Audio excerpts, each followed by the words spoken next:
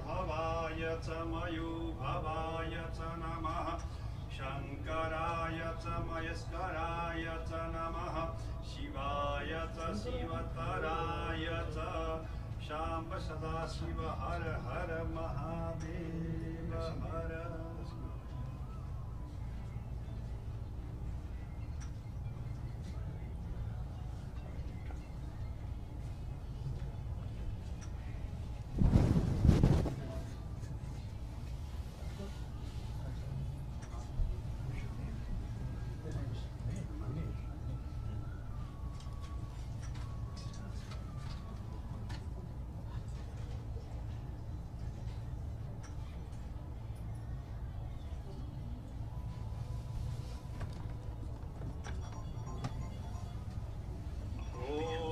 तुलितबलधामं हेमशैलावदेहं धनुजवनकृशानं ज्ञानिनामग्रगण्यं सकलगुणनिधानं वानराणामधीशं रघुपतिप्रियभक्तं पार्थजातं नमामि। ॐ हम हनुमते नमः।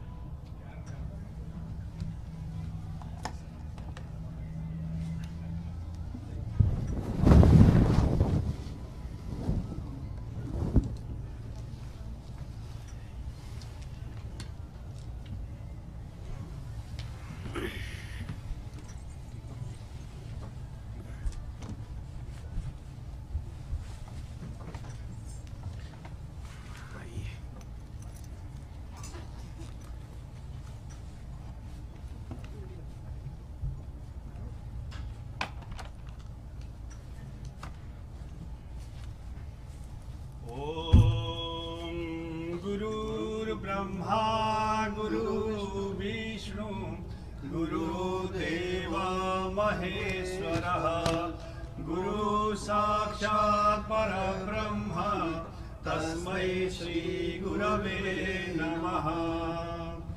अखण्डमण्डलाकारं व्याप्तमेन चराचरं तत्पदं दर्शितं येन तस्मै श्री गुरवे नमः। ओम श्री सद्गुरु चरण कमलेभ्यो नमः।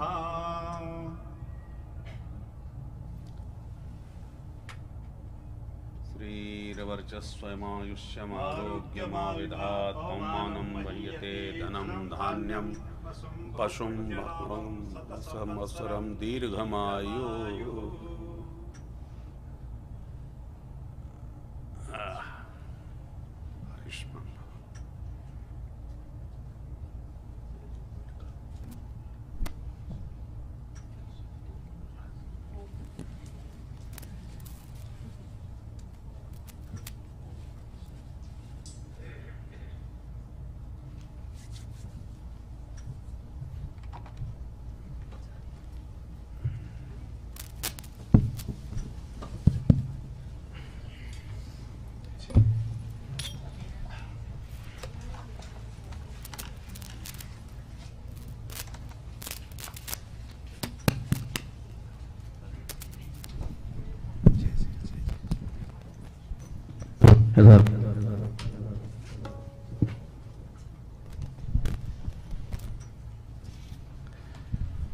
पवनपुत्र हनुमान की व्यासपीठ पर विराजमान पूज्य महाराज जी के चरणों में प्रणाम करता हूँ, नमन करता हूँ। भारत माता मंदिर में सभी अतिथि आप सबका जय श्री कृष्ण, आप सबका बहुत बहुत अभिनंदन, स्वागत है। Indeed, it's a great pleasure and honor to have Pujya Swamiji at Bharat Mata Mandir, all the way from Vrindavan, India. This is his 5th day of doing Sri Hanuman Katha. And first time Swamiji is coming to Canada.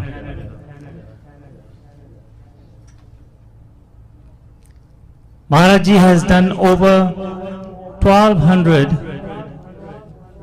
Katha, including Bhagavad, Sapta, Ramayan.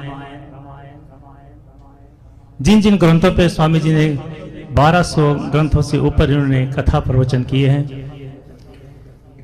Swami ji ज्ञान के भंडार हैं। जिस तरह से सरलता में हम सबको इस कथा को पान करा रहे हैं, it's really it's an honor to have Swamiji with us, and even though we don't have the public, but next time when Swamiji is here, we'll do proper promotion to make sure that the public is here, and when Swamiji comes next time. महाराज जी के बारे में जितना भी कहूंगा उतना कम है, क्योंकि इनमें जो सरलता मैंने जो देखी है, जब इनके हृदय लगाने के बाद, गले लगाने के बाद से हृदय जब मिलता है, तो वाकई वहां पता चलता है कि कितने कोमल है महाराज जी। इनके वाणी भी कितनी कोमल, और संगीत का ज्ञान का भंडार है महाराज जी का। तो ज्यादा समय ना लेते हुए, क्योंकि हम सब महाराज जी का कथा रसपान करने के लिए सब इंतजार कर रहे हैं, ज्यादा समय ना लूंगा। मैं प्रार्थना करूंगा महाराज श्री से कि अपने आशीर्वचन से हमको कृतार्थ करें। और आज हमारे अभय दीक्षित और उनके पत्नी सावी दीक्षित, उनके पुत्र का जन्म दिवस भी है ओम का, तो जोरदार तालियों से हम ओम का जन्मदिन के लिए इनको बधाई देते हैं। और महाराज जी के सानिध्य में, इनके चरणों में जो महाराज जी इनको आशीर्वाद दिया, तो मैं अभी क्या आशीर्वाद इनको दूंगा, लेकिन कथा के बाद फिर हम केक काटेंगे इनके लिए, और इनके लिए एक हैप्पी बर्थडे का सॉन्ग भी गाएंगे, क्योंकि it is really a great thing to see when our youth do their birthday in temples. Usually लोग पार्टी करते हैं, बैंक्वेट हॉल्स में करते हैं, but something which is, I always say that this kind of function should always be done in the temple, and Om has shown that he is doing this today. Thank you very much. मैं प्रार्थना करूंगा महाराज जी से कि अपने वाणी से हम सबको कृतार्थ करें। महाराज जी।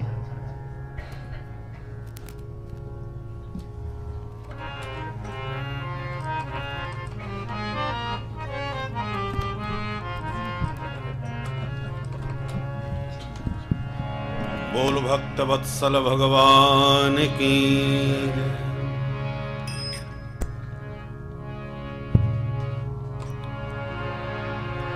पवन सुत हनुमान की जय। गोस्वामी तुलसीदास जी महाराज की जय। देवाधिदेव महादेव की जय। जय जय श्री सीताराम।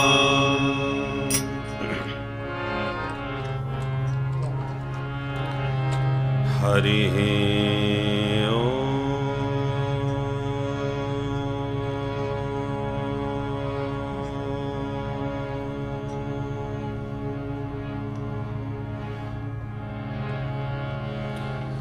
नमः परमहंसा स्वादित चरण कमल चिन्ह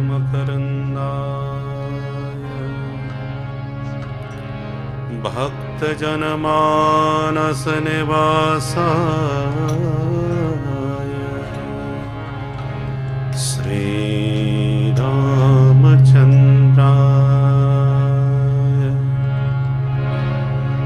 ध्येयं सदा परिभवग्नमभीष्टदोहम् तीर्थास्पदं शिवविरिञ्चिनुतं शरण्यं भृत्यार्तिहं प्रणतपाल भवाद्धिपोतम्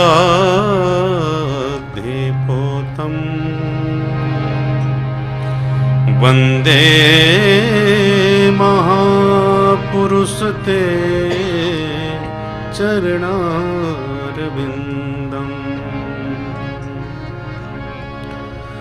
त्यक्त्वा सुदुस्त्यज सुरेप्सितराजन् राज्य लक्ष्मी धर्मिष्ठ आर्य वचसा यदगादरण्यम् मायामृगं दयितयेप्सितमन्वधावत् वन्दे महापुरुषते चरणारविन्दम्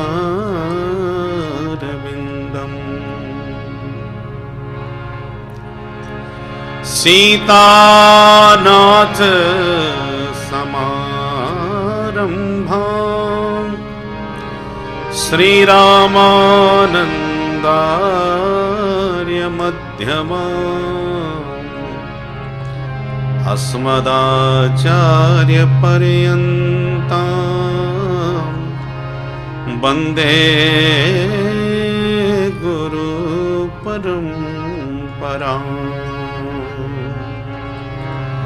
गौराङ्गं रसमयं नित्यम् रसाचार्यं रसोत्सुकम् श्रीमद्रामहर्षणदेवाख्यं सद्गुरुं प्रणमाम्यहम्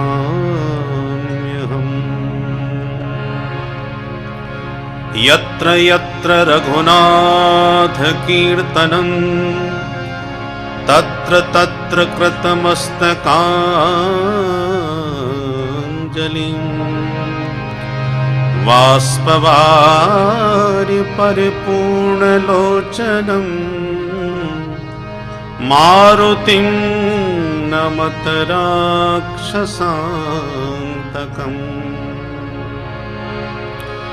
भक्त भक्ति भगवन्त गुरु चतुर नाम बपुएक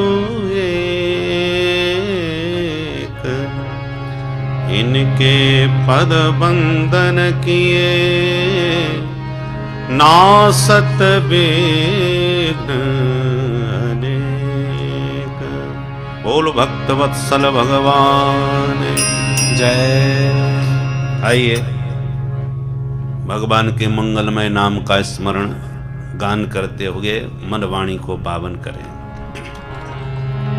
जय सिया राम जय जय सिया राम, जय सिया राम जय जय सिया राम, जय सिया राम जय जय सिया राम, जय सिया राम जय जय सिया राम, जय सिया राम जय जय सिया राम, जय सिया राम जय जय सिया राम, जय सिया राम जय जय सिया राम, जय सिया राम जय जय सिया राम, जय सिया राम जय जय सिया राम, जय सिया राम जय जय सिया राम, जय सिया राम जय जय सिया राम, जय सिया राम जय जय सिया राम।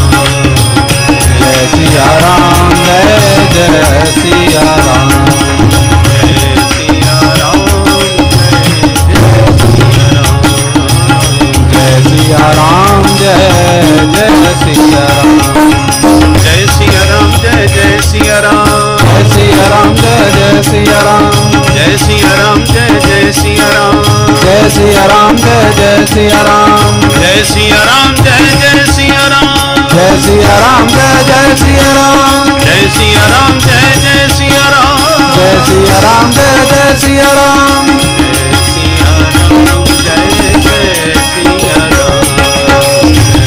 सिया राम जय जय सिया राम जय जय सिया राम जय जय सिया राम जय जय सिया राम जय जय सिया राम श्री सीताराम जी महाराज की जय महावीर बिन मऊ हनुमाना महावीर बिन बहु हनुमाना महावीर बिन बहु हनुमाना महावीर बिन बहु हनुमाना महावीर बिन बहु हनुमाना महावीर बिन बहु हनुमाना राम जासु जस आप बखाना राम जासु जस आप बखाना राम जासु जस आप बखाना राम जासु जस आप बखाना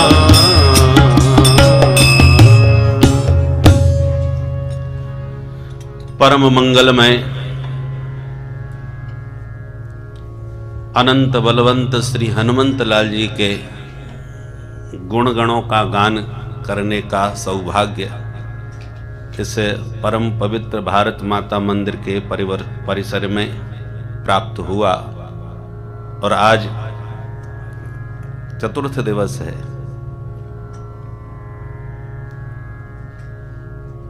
हनुमंत लाल जी महाराज सकल गुण निधान हैं। गुणाः पूजा स्थानम गुणेषु नच लिंगम नच वयः। रघुवंश महाकाव्य है संस्कृत का बहुत बड़ा, कालिदास जी महाराज के द्वारा संस्कृत का। उसकी एक सूक्ति है, गुणाः पूजा स्थानम। समाज में संसार में व्यक्ति की पूजा नहीं होती, उसके दिव्य गुण की पूजा होती है। पूजा का केंद्र व्यक्ति नहीं, उसका गुण है। गुणाः पूजा स्थानम, गुणेषु जिसमें वह गुण विद्यमान है वह व्यक्ति नचलिंगम नच वयः। ये नहीं देखा जाता कि वो स्त्री है कि पुरुष है, और ना ये देखा जाता कि ये बुढ़ा है कि जवान है कि बच्चा है। गुणेषु नचलिंगम नच वयः। वय माने अवस्था, और स्त्रीलिंग पुल्लिंग उसके भेद को नहीं देखा जाता। वो किसी में भी हो, चाहे स्त्री में हो, चाहे पुरुष में हो, चाहे बालक में हो, चाहे वृद्ध में हो। गुणाः पूजा स्थानम गुणेषु नचलिंगम नच वयः। और जीवन में एक गुण आ जाए तो व्यक्ति गुणाभिमान में भर जाता है, मेरे जैसा कोई नहीं। पर हनुमंत लाल जी की विशेषता है, एक गुण नहीं सकल गुण निधान। दिव्याति दिव्य समस्त गुणों के भंडार हैं। पर दूसरी ओर आश्चर्य यह है कि उनमें कभी भी किसी गुण का अभिमान नहीं। हर सेवा में तत्पर। भक्ति के 5 अंग होते हैं, 5 प्रकार की भक्ति होती है। शांत, दास्य और सख्य रस, वात्सल्य, श्रृंगार, ये 5 भक्ति के भेद हैं। शांत रस, उसके ऊपर दास्य रस, दास्य से ऊपर वात्सल्य, सख्य रस, और सख्य के ऊपर वात्सल्य रस, और भक्ति की सर्वोत्कृष्ट स्थिति है जिसको कहते हैं श्रृंगार रस अथवा माधुर्य रस। भक्ति के ये 5 अंग हैं, इसकी अलग स्वतंत्र चर्चा है। संकेत में मैंने कहा, और हनुमंत लाल जी में ये भक्ति के 5 रस विद्यमान हैं। जब जहां जैसी एक रस आपके जीवन में आ जाए, चाहे वो दास्य भाव हो, चाहे वो सख्य भाव हो, भगवान के सेवक बन के रहना, दास्य भाव, दास बन के रहना। दास लोग बन तो जाते हैं, हम लोग जब वैष्णव बनते हैं, वैष्णव मंत्र लेते हैं, शरणागति हो जाती है, तो दासांत नाम मिलता है, हैं? जैसे आपका नाम है युधिष्ठिर, तो वैष्णव बनते ही गुरुजी कहेंगे अब आप युधिष्ठिर दास हो गए। आपका नाम है लक्ष्मी नारायण, तो वैष्णव बनते ही अब आप हो गए लक्ष्मी नारायण दास, हैं? तो शरण लग जाता है या दास लग जाता है। परंतु बहुत से लोग दास तो बन जाते हैं, व्यवहार वाणी में भी बोलते हैं कि दास पर बड़ी कृपा करी आपने, दास आपके दर्शनों से बड़ा धन्य हो गया, अनुग्रहित हुआ, ऐसे लोग व्यवहार में बोलते हैं। वैष्णवों की ये भाषा है, वो बात बात पर दास बोलते हैं ताकि उन्हें स्मरण बना रहे हम दास हैं, स्वामी नहीं है, मालिक नहीं है। तो दासत्व का स्मरण करने के लिए वो बार बार व्यवहार में बोलते हैं। पर बहुत से लोग व्यवहार में बोलते तो हैं दास, पर दासत्व का अनुभव नहीं करते। यदि उनका मूड खराब हो जाए और किसी से झगड़ा हो जाए तो झगड़े में भी वो यही भाषा प्रयोग करेंगे कि महाराज क्षमा करना, आपने अभी दास को पहचाना नहीं है। यदि इस दास का मूड खराब हो गया तो 2 मिनट में तुम्हारे हाथ पैर तोड़ दूंगा। अब वाणी से कह रहा है दास और तोड़ रहा है हाथ पैर, तो इसका मतलब क्या है? वो वाणी से बोल रहा है, परंतु प्रैक्टिकल वास्तविकता में वो दासत्व का अनुभव नहीं कर रहा। सेवक सोई जो करे सेवकाई, अरे करनी कर करे लड़ाई। सेवक वह है जो सेवा का काम करे। हनुमंत लाल जी महाराज जब राम जी का प्रथम दर्शन करने के लिए पधारे वेश बदल के, और जब पहचान गए, प्रभु पहचान परे उगहि चरना, सो सुख उमा जाहि नहीं बरना। पहचान गए। पहचानने के बाद संवाद हुआ कि प्रभु आपने मुझे भुला कैसे दिया, मैं तो बच्चा हूं, माया का गुलाम हूं। भगवान की माया 3 प्रकार की है, स्वमोहिनी माया, स्वजन मोहिनी माया, विमुख जन मोहिनी माया। 3 प्रकार की माया है। माया का सीधा सीधा अर्थ किया जाए इंद्रजाल, जैसा मैंने कल संकेत दिया था, जादूगर। जादूगर जब अपनी जादू विद्या का चमत्कार दिखाता है, इंद्रजाल फैलाता है, तो दर्शक सब हतप्रभ रह जाते हैं और वही देखते हैं जो वो दिखाना चाहता है। पर जैसा हम देख रहे हैं और जैसा वो दिखा रहा है, उसमें सच्चाई कुछ भी नहीं है, सब झूठा है। यदि वो सिर काट के दिखा रहा है फिर जोड़ रहा है, या नोट बरसा के दिखा रहा है, वो सब झूठा है, परंतु देखने वाले को बिल्कुल सच्चा लगता है। ऐसे ही ये जो संसार हमको दिख रहा है, ये भगवान का इंद्रजाल है। भगवान है जादूगर और ये संसार है उनकी जादू का इंद्रजाल। अब देखने, वैसे तो ये वस्तुतः विचार करोगे तो असत है, झूठा है, परंतु देखने में बिल्कुल सच्चा लगता है। जैसे उदाहरण के लिए हम लोग स्वप्न देखते हैं, नींद में सोते सोते स्वप्न देख लिया कि हम जंगल में घूम रहे हैं, वृक्षों का, पहाड़ों का, झरनों का आनंद ले रहे हैं, और घूमते घूमते आनंद लेते लेते अचानक शेर ने दहाड़ लगाई और हमारा ध्यान उस पर गया। जैसे उसने हमको देखा, हमने दौड़ लगाई, पीछे पीछे शेर ने भी छलांग लगाई, और हम डर के मारे तेज भागने का प्रयास कर रहे हैं पर भाग नहीं पा रहे, क्योंकि पीछे शेर का भय इतना है कि कांप रहे हैं, भाग रहे हैं, और इतने में तो शेर ने आकर के हमको तुरंत मार झपट्टा पटक दिया। और जैसी शेर ने पंजा मारा कि डर के मारे चीख निकल गई, अब मरे। और जैसी चीख निकली तो सचमुच में इतनी जोर से चीख पड़े कि नींद खुल गई। लोग दौड़ के भी आ गए, क्या हुआ भैया क्या हुआ? तो पता चला जग तो गए, फिर अभी भी धड़कन तेज है, पसीना निकला हुआ है, शरीर कांप रहा है। और जब लोगों ने कहा क्या हुआ, बोल कुछ नहीं साहब, बच गए। अब वहां ना जंगल है ना शेर है, कुछ भी नहीं है, भय का कोई हेतु नहीं है। आप बढ़िया अपने कमरे में सुरक्षित सो रहे हैं, परंतु कुछ भी ना होने पर भी हालत कितनी खराब हो गई। जागने के बाद पता चला कि यह सब झूठा है, पर जब तक आंख नहीं खुली तब तक बिल्कुल सच्चा था। बोले बाबा भी भवानी से यही अनुभव कह रहे हैं। बोले बाबा कहते हैं भवानी उमा कहूं मैं अनुभव अपना, उमा कहूं मैं अनुभव अपना, उमा कहूं मैं अनुभव अपना, उमा कहूं मैं अनुभव अपना।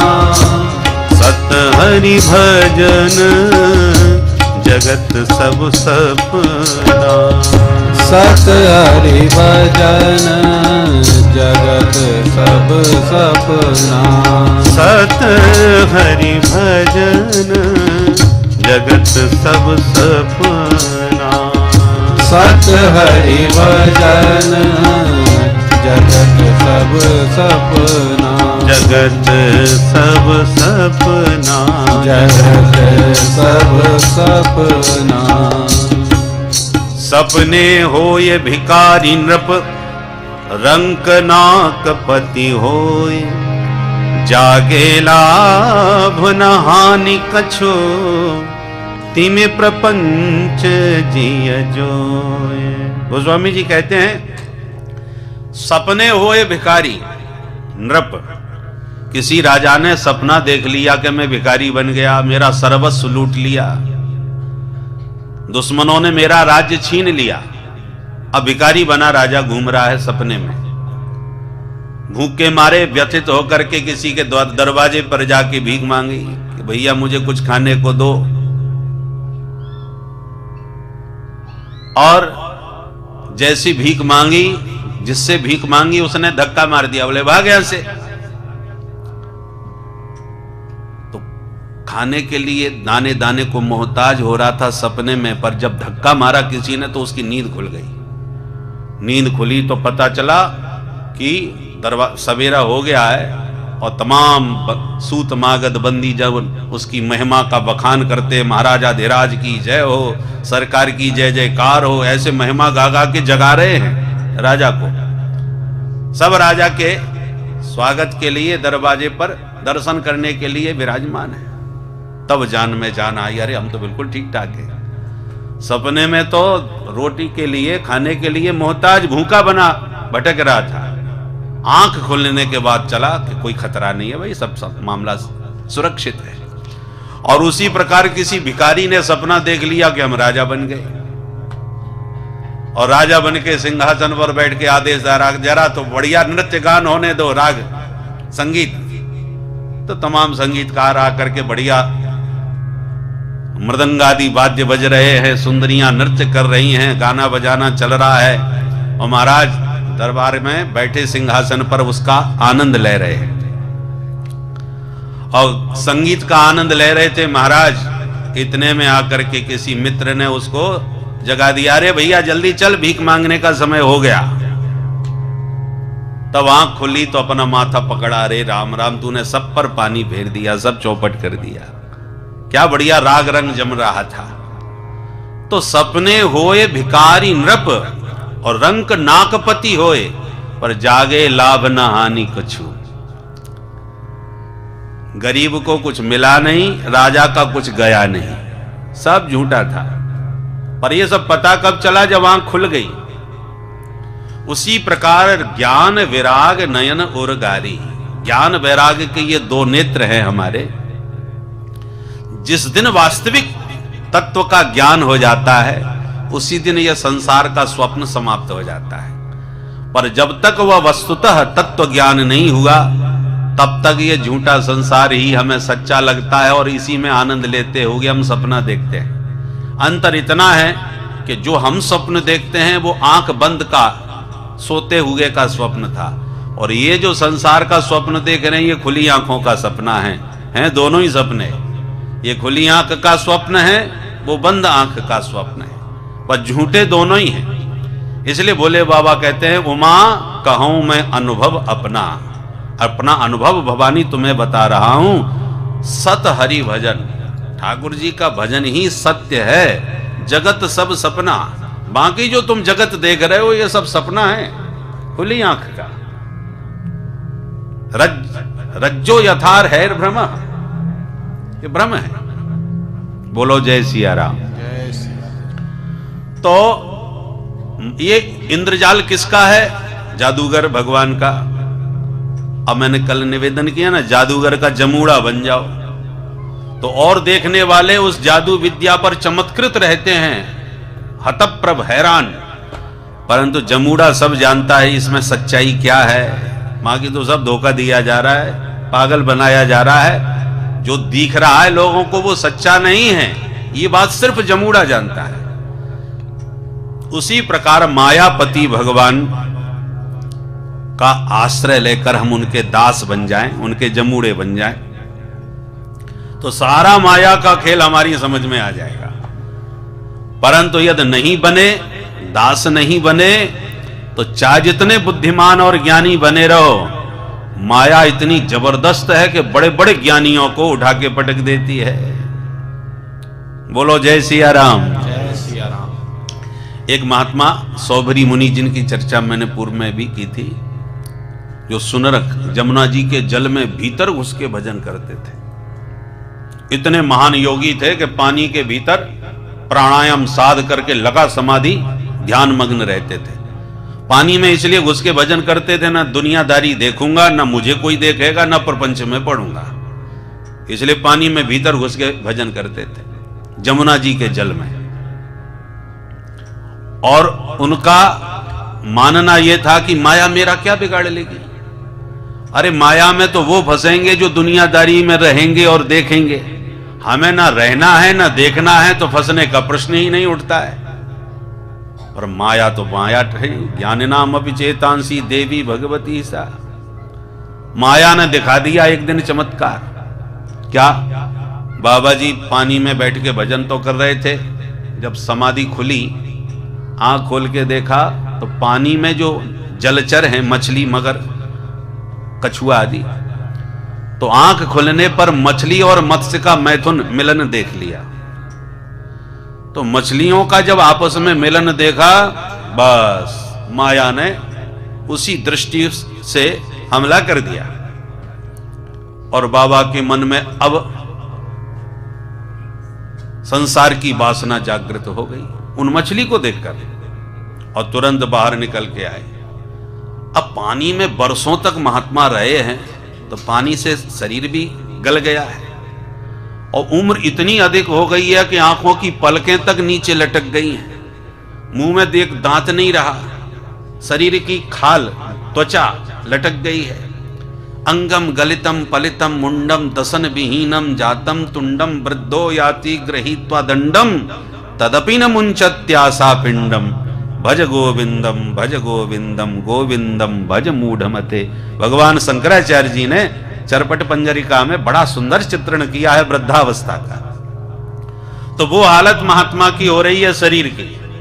अंगम गलितम, शरीर पूरा विगलित हो गया है। पलितम मुंडम, बाल सब पक गए हैं। दसन विहीनम, दसन माने दांत, दांत एक भी नहीं बचा, दसन विहीन मुख हो गया। दसन विहीनम जातम तुंडम, फिर भी वृद्धो याति गृहीत्वा दंडम, वो बुढ़ा फिर भी डंडा लिए घूम रहा है। तदपि न मुंचत्यासा पिंडम, ये आशा पिंड फिर भी नहीं छोड़ रहे। दुनिया की तमाम प्रकार की इच्छाएं, आशाएं, लिए बैठा है, ये और कर लूं, वो और बना लूं, ऐसा और कर लूं, ये आशाएं, महत्वाकांक्षाएं लिए बुढ़ा घूम रहा है। ये हालत महात्मा की हो गई, वो तपस्वी सौभरी मुनि की। जब बाहर निकल के आए, अब विवाह की बलवती इच्छा हो गई, शादी करेंगे। अब बुढ़े बाबा से कौन विवाह करे? तो अब पता चला उस समय राजा थे सूर्य वंश के राजा मानधाता। तो मानधाता के दरबार में, राज दरबार में पहुंच गए। मानधाता जी को पता चला, करे परम तपस्वी तेजस्वी सौभरी मुनि पधारे हैं। तो राजा ने तुरंत खड़े होकर ब्राह्मणों के द्वारा स्वस्ति वाचन बुला करके बड़ा जोरदार स्वागत किया, अगवानी करी। महात्मा को ऊंचे आसन पर बैठा के उनके चरण धोए, पूजन किया, प्रार्थना करी, अहो भाग्य हमारे, आप जैसे संत पधारे। कैसे आना हुआ महाराज? पुराने महात्मा बहुत निष्कपट होते थे, भीतर कुछ बाहर कुछ, ऐसा नहीं, भीतर बाहर से एक। मन में जो आ गया, चाहे वो अच्छा हो चाहे बुरा हो, वो तुरंत खुल के कह देते थे। यही निष्कपटता है, छुपाव नहीं। छोटे बच्चे जैसे कुछ भी दुरा छुपाव नहीं रखते, ऐसे निष्कपट मन संतों का होता है। जब राजा ने कहा कि कैसे आगमन हुआ महाराज, बाबा जी तुरंत बोले, राजन हमारा विवाह करने का मन हो रहा था, तो चले आए। अब सुन करके राजा नीचे से ऊपर ताकने लगे। तो महाराज फिर यहां आना कैसे हुआ? बोले, राजन हमने ऐसा सुना है कि तुम्हारी 50 बेटियां हैं। बोले, हाँ महाराज है तो सही, तो एक का विवाह हमसे कर दो। अब तो सुनते ही राजा के होश उड़ गए, अरे राम राम। अब महात्मा बड़े तपस्वी हैं, ये भी जानते हैं कि इनका मूड खराब हो गया तो ये भस्म कर सकते हैं, कुछ भी साथ दे सकते हैं। तो महात्मा का भय भी है, परंतु जो बात कह रहे हैं वो भी नहीं मान सकते, क्योंकि 50 बेटियां सब राजकुमारी हैं, राजघराने की। इन बुढ़े बाबा से कौन विवाह करेगा? और यदि मैंने आदेश दे के जबरदस्ती विवाह कर भी दिया तो वो बेटी तो हमें जिंदगी भर गाली देगी। अब बड़े धर्म संकट में पड़ गए राजा, कैसे बचे? तो हाथ जोड़ के बोले, महाराज जी बुरा मत मानिएगा, हमारे यहां स्वयंवर की प्रथा है। हमारे यहां बेटी अपना वर स्वयं ही चुनती हैं, उसका नाम है स्वयंवर। हमारे भारत की संस्कृति कितनी पुरानी है, और फिर भी उस पुरानी संस्कृति में भी कितना स्वातंत्र है कि जबरदस्ती कन्या का विवाह नहीं, कन्या अपना विवाह का स्वयं ही पति के रूप में किसी को वर्ण करती थी, उसका नाम है स्वयंवर प्रथा। तो महाराज जी हमारी बिटिया का हम स्वयंवर करेंगे, उसमें जो बेटी आपको पसंद कर लेगी मैं तुरंत आपका उनसे विवाह कर दूंगा। राजा ने मन में सोचा, न कोई पसंद करेगी, न मुझे विवाह करना पड़ेगा, और अपने आप ही बात खत्म हो जाएगी। तो ऐसी बात कही। तो सौभरी मुनि ने बुरा नहीं माना, ठीक कह रहे हो, आपकी जैसी परंपरा है वही रहनी चाहिए। तो एक काम करते हैं, राजा ने कहा, महाराज एक काम करो, स्वयंवर तो जब होगा तब होगा, आप अंतःपुर में चले जाइए, जहां रनवास होता है, जहां किसी पुरुष का प्रवेश नहीं होता, राजघराने में स्त्रियों का ही निवास होता है।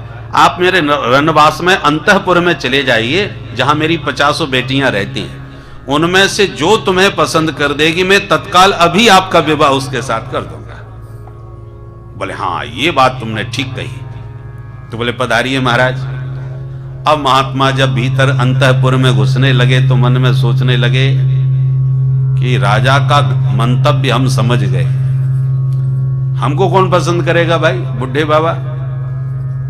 तो उन्होंने, तपस्वी तो थे, तपोबल से संकल्प लिया, और संकल्प करते ही उनका इतना सुंदर स्वरूप प्रकट हो गया जो कामदेव को भी लज्जित कर दे। नव यौवन संपन्न परम तेजस्वी नव युवक का स्वरूप देह उन्हें प्राप्त हो गया। संकल्प करते, तपस्या में बड़ा चमत्कार है महाराज। तपस्या तो ये समझ लो नगद नारायण खजाना है, अब तुम जो खरीदना चाहो खरीद लो। पैसा जिसके पास होता है ना, अपनी सुख सुविधा की कोई भी सामग्री रुपया से खरीद सकता है, परंतु पैसा वाला यदि खतरनाक स्वभाव का है तो वो किसी को भी अपहरण करा सकता है, मरवा सकता है। पैसे से सब प्रकार से कुछ भी हो सकता है भाई। तो उसी प्रकार जिसके पास तपस्या है वो चाहे आशीर्वाद दे करके किसी को बेटा दे,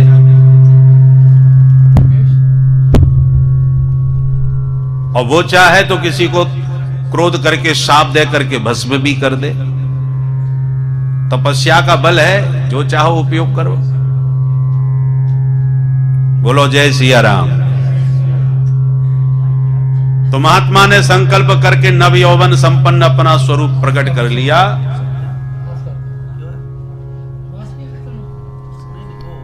हाँ ठीक हो गया। और जैसे भीतर प्रवेश किया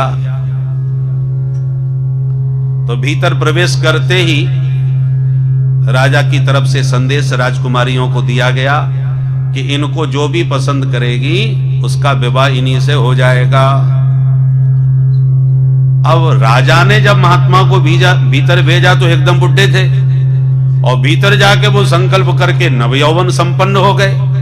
और जब विवाह का प्रस्ताव राजकुमारियों के सामने आया तो 50 में झगड़ा चालू हो गया।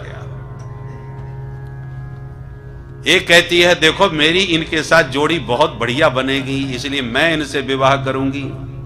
तो उसकी बड़ी बहन बोली तुझे शर्म नहीं आती, जब मैं बड़ी तेरे से हूं तो पहला विवाह मेरा होना चाहिए, तू पहले विवाह कैसे कर सकती है। महात्मा के सामने ही 50 में महाभारत चालू हो गया। जब बहुत ज्यादा झगड़ा हुआ तो महात्मा मुस्कुरा के बोले सुनो किसी को झगड़ने की जरूरत नहीं, तुम 50 हमारे साथ चलो। और महात्मा ने 50 राजकुमारियों से विवाह कर लिया और 50 को लेकर के विवाह करके चले गए और अपने उसी तपोबल से विराट नगर बसा दिया। और उस शहर में 50 के लिए अलग अलग भवन बना दिए, 50 का निवास स्थान हो गया और 50 रूप बना के 50 के साथ रहने लगे। परिणाम यह हुआ कि कुछ ही दिनों के बाद 5000 बच्चे पैदा हुए। बोलो जय सिया राम। ये भागवत की कथा है नवम स्कंद में। तो सोचिए जरा माया की प्रबलता। जब 5000 बच्चे हो गए, पूरा शहर बस गया उनका अपना स्वतंत्र, तब एक दिन फिर वैराग्य उठा। अहो इमाम पश्यत में विनाशम। बाबा ने बैठ के फिर विचार किया धिक्कार है मुझे, मैंने तो अपना सत्यानाश कर लिया। सारी तपस्या मेरी चौपट हो गई, करा धरा सब बेकार हो गया। ये मैंने क्या नगर बसा लिया पूरा। मैं सोच रहा था कि न संसार में रहूंगा, न दुनिया को देखूंगा, न चक्कर में फंसूंगा। इसलिए जमुना जी में भीतर घुस के भजन करने गया था। और माया की प्रबलता देखो, मेरे को फंसाया तो ऐसा फंसाया कि पूरा नगर बसाया। इतना बड़ा परिवार हो गया मेरा, मेरी सारी तपस्या सब चौपट हो गई। महात्मा को वैराग्य हो गया तो सब छोड़ छाड़ के फिर भजन करने चले। और जब आए कौन, राजा को जब पता चला कि मेरी 50 बेटियों का विवाह बाबा जी से हो गया और बाबा जी सबको लेके चले के कैसे रहते होंगे, तो उनको मन में जिज्ञासा हुई कि एक बार चल के बेटियों से पूछा जाए। तो वर्णन आता है कि जब राजा आए तो बड़ी बेटी के भवन में पहले गए। उनका ऐश्वर्य जब देखा तो राजा के होश उड़ गए। अरे राम राम, ये ठाट तो मेरे महलों में भी नहीं है जो बाबा जी ने तैयार कर दी तपोबल से। बेटी से मिलके पूछा बेटी कोई कष्ट? बोले नहीं पिताजी कोई कष्ट नहीं, किसी भी प्रकार का। बोले नहीं एक कष्ट है थोड़ा सा। क्या? बोले मेरे पति में मुझे छोड़ के 1 मिनट को भी घर से बाहर नहीं निकलते। तो मैं कभी कभी सोचती हूं कि मेरी और जो शेष बहनें हैं जिन्होंने इनसे विवाह किया वो तो बड़ी दुखी रहती होंगी। उनको भी तो आकर के इनको समय निकालना चाहिए, उनको समय देना चाहिए, नहीं तो उनकी जिंदगी तो बेकार हो गई। बस यही कष्ट है, बाकी और कोई कष्ट नहीं। मैं तो चाहती हूं, मुझे तो अच्छा लगता है कि मेरे पास ही रहें, पर बहनों को जब विचार करती हूं उनके बारे में तो मुझे थोड़ा कष्ट आता है। अरे राम राम, ये बात तो बिल्कुल ठीक नहीं। तुरंत दूसरी बिटिया के पास गए, उससे पूछा तुम्हारा क्या हाल है? बोले पिताजी सब आनंद है। कोई कष्ट? बोले एक ही कष्ट है कि मेरे पति मुझे छोड़ के तो 1 मिनट को भी नहीं निकलते। वही समस्या पूरी उसने सुना दी। 50 बेटियों से मिले और 50 का एक ही जवाब ने मिला। राजा के होश उड़ गए, गजब हो गया भाई। तो ये महात्मा का तप और ये प्रभाव और माया की प्रबलता को देखो, ऐसे तपस्वी महात्मा को भी उठा करके कहां से कहां कर दिया। तब बाबा जी छोड़ के फिर जमुना जी में घुस गए और फिर भजन करने लग गए और फिर भगवान से कहा, प्रभु आप बचाओ तो बचेंगे, अन्यथा हम जीवों की सामर्थ्य नहीं है जो आपकी माया से टकरा करके अपने बल पर बच सके। और वही बात हनुमंत लाल जी कहते हैं, नाथ जीव तब माया मोहा, नाथ जीव तब माया मोहा, नाथ जीव तब माया मोहा, नाथ जीव तब माया मोहा, सो निसरई तुम्हारे ही छोहा, सोने सरही तुम्हारी शोभा, सोने सरही तुम्हारे छोहा, सोने सरही तुम्हारी शोभा। हनुमंत लाल जी कहते हैं, सरकार नाथ जीव तब माया मोहा, आपकी माया इतनी बलवती है कि समस्त जीव उस माया के मोह जाल में फंसे हो गए। बचने का एक ही उपाय है, तुम्हारी छोहा, जिस पर आप प्रेम करते हो, जिसको बचाना चाहते हो, वही आपकी कृपा से बच पाता है। अपनी सामर्थ्य से कोई नहीं बच सकता। इसलिए भगवान गीता में कहते हैं, देवी हेसा गुणमयी मम माया दुरत्यया, मेरी माया दुरत्य है। दुरत्य माने उसको कोई उसका पार नहीं पा सकता, उससे कोई बच नहीं सकता। अर्जुन ने कहा, तो फिर कैसे बचें ये तो बताओ। बोले, मामेव ये प्रपद्यन्ते माया में ताम तरन्ते, ये माम प्रपद्यन्ते, जो मेरी चरण शरण ग्रहण कर लेते हैं, मेरे प्रपन्न हो जाते। प्रपन्न माने शरणागति।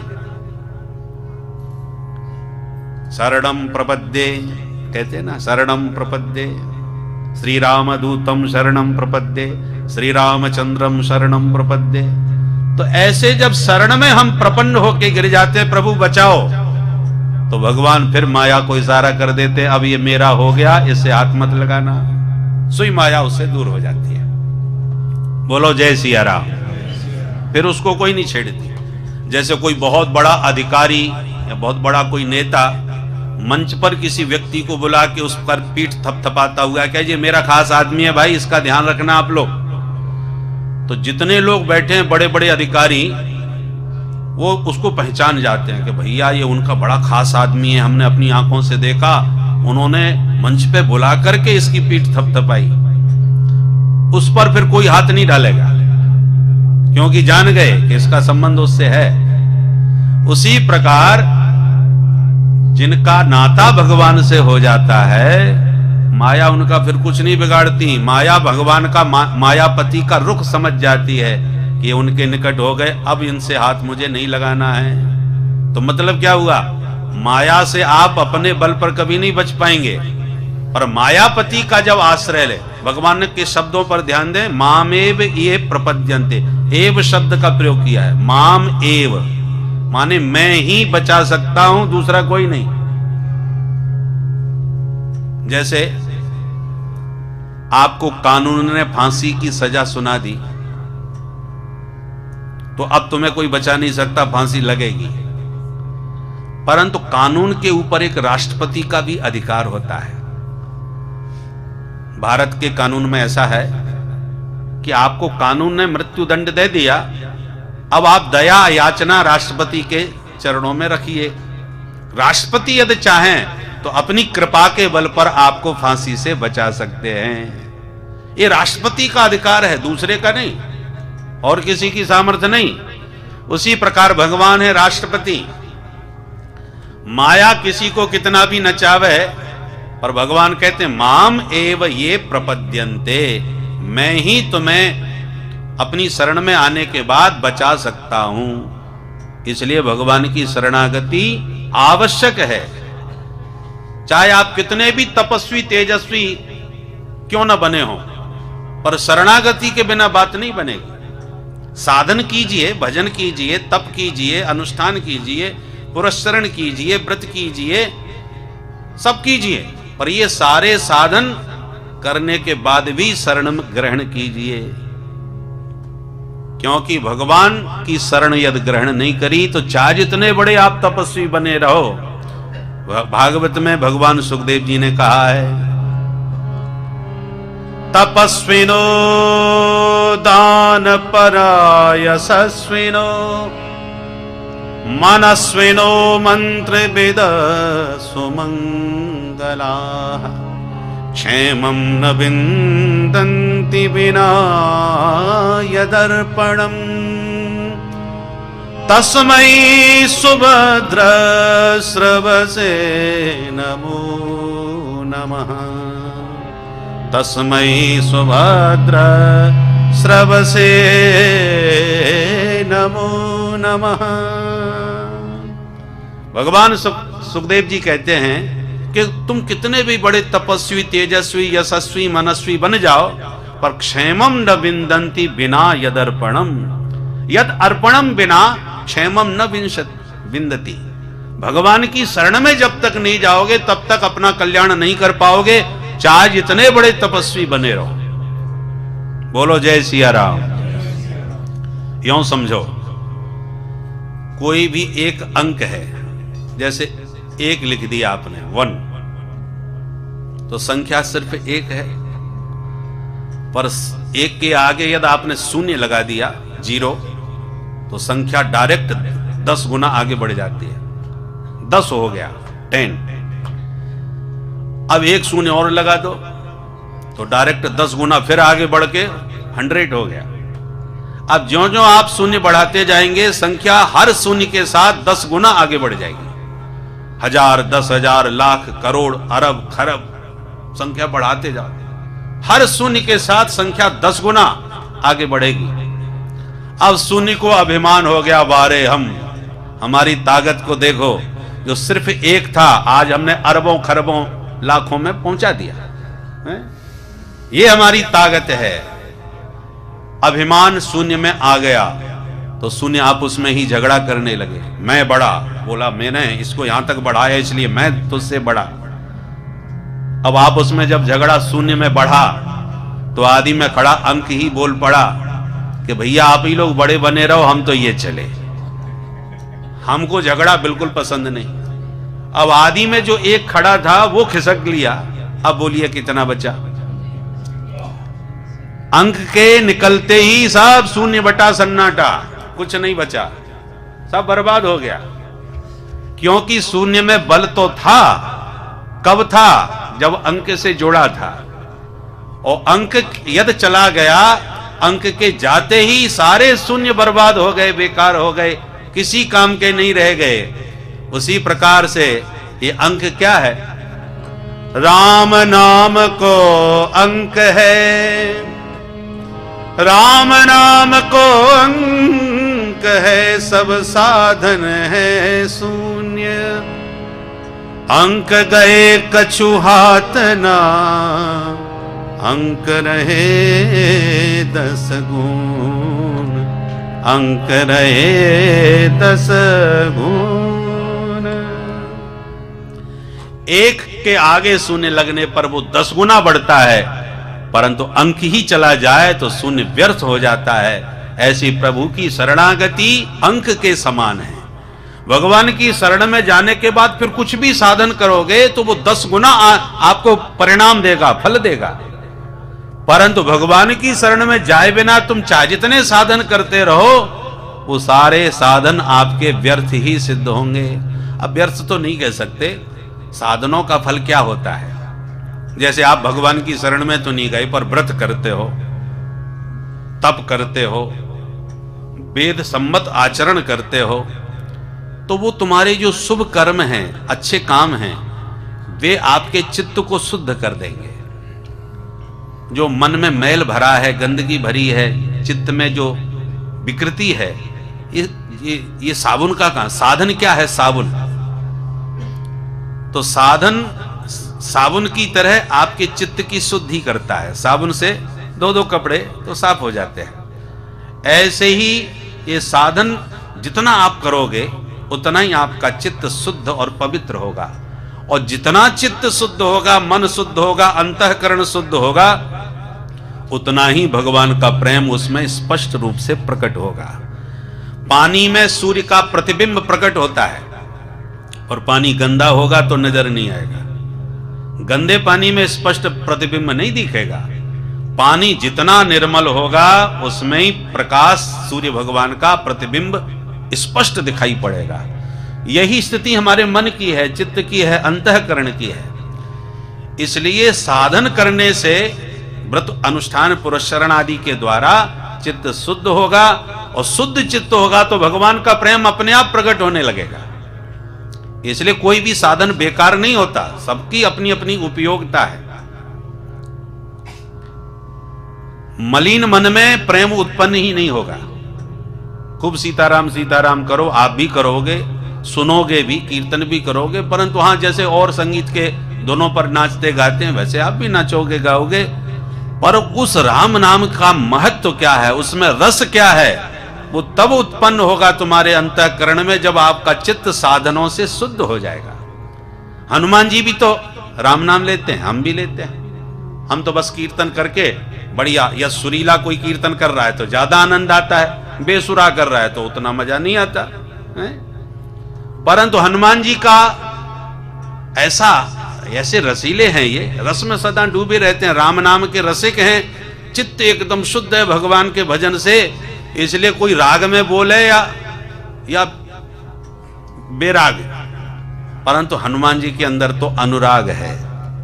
तुम्हारा राग सही है कि गलत है उसके चक्कर में नहीं पड़ते, पर भीतर का जो अनुराग है उस अनुराग से बस इतना सुनते हैं कि मेरे प्रभु का नाम हो रहा है, मेरे प्रभु का नाम लिया जा रहा है, बस इसी बात पर हनुमान जी खुश हो जाते हैं।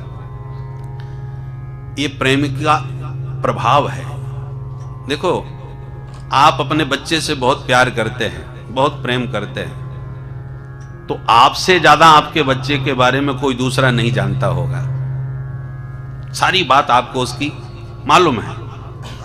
परंतु यदि आपके पुत्र ने कोई बहुत बड़ी उपलब्धि, कोई पुरस्कार प्राप्त किया, वो सबसे पहले आपका ही ध्यान उस पर केंद्रित होगा कि आज उसको पुरस्कार मिलने वाला है। पहले से भी उसको आपको पता होगा, और सबसे पहले वो आपको ही बताएगा, आपको सब कुछ जानकारी है। परंतु यदि कोई पड़ोसी आकर के आपको बताने लग जाए आपके बेटे के बारे में, अरे आपके बेटे ने तो कमाल कर दिया भाई, आज मैंने देखा उसको राष्ट्रपति पुरस्कार प्राप्त हुआ, तो आप उससे मना नहीं करोगे हमें तुमसे ज्यादा मालूम है, ये नहीं कहोगे, बल्कि जानते हुए भी अनजान बनने की कोशिश करोगे ताकि ये और अधिक सुनावे। बोलो जय सिया राम। अरे आपको नहीं मालूम? बोले हाँ कुछ सुना तो हमने भी। तुम बताओ तुमने क्या सुना, कहां से सुना, किसने सुनाया? माने उससे आप और सुनने की आकांक्षा रखोगे, सब कुछ जानते हुए भी। ये प्रेम का स्वभाव है। जिससे आप प्रेम करते हैं उस प्रिय की कोई कितनी भी प्रशंसा करे आप उससे तृप्त नहीं होंगे, अधिक से अधिक जानते हुए भी अनजान बन के सुनने का प्रयास करेंगे। उसी प्रकार संसार में ऐसा कौन है जो हनुमान जी को ऐसी कथा सुनावे जो हनुमान जी ने ना सुन रखी हो? अरे हनुमान जी स्वयं वक्ता हैं और राम जी के साथ रह करके हर समय सेवा में 24 घंटे रहे हैं, तो राम जी का ऐसा कौन चरित्र है जो हनुमान जी को ना मालूम हो? फिर भी इस घोर कलिकाल में हनुमान जी यदि रुके हैं तो राम कथा सुनने के लिए रुके हैं। वाल्मीकि रामायण में वर्णन आया कि जब राम जी जाने लगे अपने धाम को, तो सब अपने अवधवासियों से कहा जो मेरे साथ चलना चाहे मेरे धाम को, चलो बैठो मेरे विमान में। तो सब जाके बैठने लगे, पर हनुमान जी दूर से हाथ जोड़ के खड़े। भगवान ने देखा हनुमान तुम वहां क्यों खड़े हो, आओ बैठो ना विमान में। बोले कहां ले जाओगे? भगवान बोले हम अपने धाम में ले जा रहे हैं, साकेत धाम। हनुमान जी ने कहा महाराज वहां की कुछ विशेषताएं बताओ, जहां ले जा रहे हो वहां के बारे में पता होना चाहिए। भगवान बोले वो हमारा नित्य धाम है, महाप्रलय में भी उस पर कोई प्रभाव नहीं पड़ता, वहां पर हमारा नित्य दर्शन प्राप्त होगा, नित्य हमारा सानिध्य तुम्हें सुलभ होगा, इसलिए आप भी तैयार होके बैठो विमान में। हनुमान जी बोले वो तो सब ठीक है सरकार, पहले ये बताओ मुझे आपकी कथा सुनने को मिलेगी कि नहीं। भगवान बोले देखो भाई वहां कथा तो नहीं होती, कथा वहां नहीं होती, कथा तो यही होती है भूमंडल में, पर वहां हम तो मिलेंगे तुम्हें। हनुमान जी ने हाथ जोड़ लिए, सरकार क्षमा कीजिए, आपके दर्शन तो हम 24 घंटे अपने हृदय में करते रहते हैं। जासु हृदय आगार बसहि राम सर चापधर। धनुष बाण लिए तो आप 24 घंटे मेरे हृदय में अंतःकरण में विराजमान हैं। जब मन हुआ तब आपका दर्शन भीतर कर लेता हूं, पर आपकी कथा सुनने को यदि न मिले तो मुझे आपके धाम की आवश्यकता नहीं है, मैं तो यहीं रहूंगा। तो भगवान बोले कब तक रहोगे? बोले जब तक आपकी कथा रहेगी तब तक मैं रहूंगा। जिस दिन मेरे को कहीं कथा सुनने को नहीं मिलेगी तब आऊंगा आपके धाम में। ये हनुमान जी, क्योंकि प्रभु की कथा सुने बिना हनुमान जी नहीं रह सकते। प्रभु चरित्र सुनबे को रसिया, प्रभु चरित्र सुनबे को रसिया, प्रभु चरित्र सुनबे को रसिया, प्रभु चरित्र सुनबे को रसिया। राम लखन सीता मन बसिया, राम लखन सीता मन बसिया।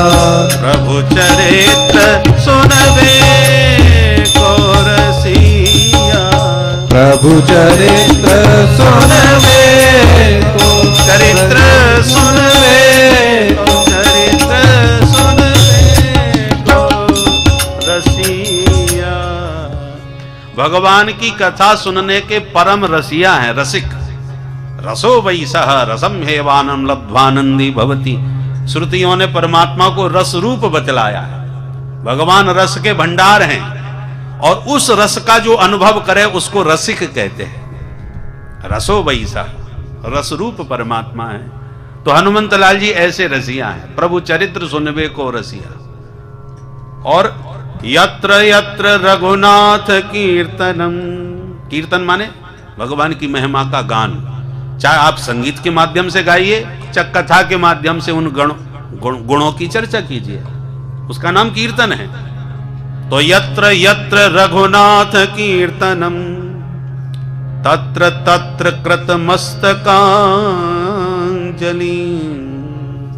जहां कहीं भी भगवान की कथा हो, आप और हम तो केवल यही कथा सुन रहे हैं। हनुमान जी तो पवन सुत हैं, हवा की तरह उड़ के कहीं भी पहुंच जाते हैं। अनंत रूप हैं इनके, चाहे भारत में हो चाहे कनाडा में हो, कहीं भी हो।